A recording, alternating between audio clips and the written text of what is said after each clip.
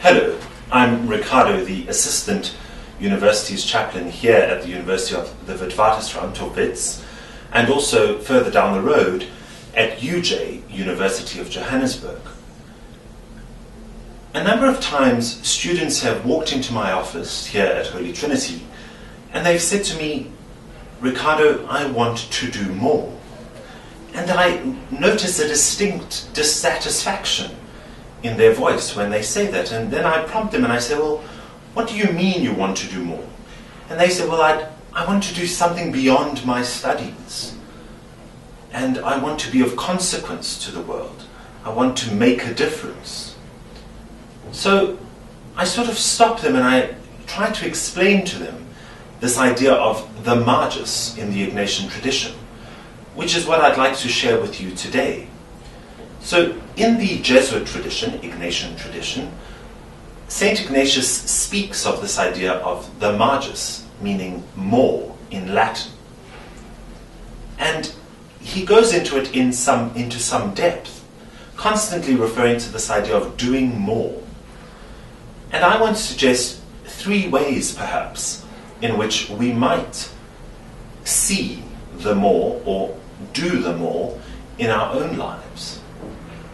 So the first is to think about this contradiction, or perhaps some people see it as a contradiction, between doing and being, fraught as it might be, this idea of doing and being. So I want to suggest that we might be more rather than do more. And the way in which we do this is by seeing what we are currently doing in a greater light. So by taking time, and perhaps in future posts I will explain particular ways of reflecting, but by taking time to take what it is that we're doing now, reflect on it, and find greater profit and fruit from what it is that we are doing. In another sense, the more is more about depth, and this is an idea from the Jesuit general in Rome, Father Adolfo Nicolas, about going deeper. So take what it is you're doing now, and having reflected upon it, perhaps change in small ways, make tweaks to what it is that you are doing. So that you are not doing something in addition to what you're doing now, because that often just makes us even more weary and thin and tired. And often we are leading very pressured lives anyway. So take time to go deeper into what you're doing through reflection, but then also by changing, and then by reflecting on the changes and perhaps making further changes. So continually digging deeper into what it is that you are doing and finding fruit at greater depth. The final way in which I would suggest we might think about the more is perhaps a difficult one in today's world, where we are quite concerned with what it is that we do and how we impact the world.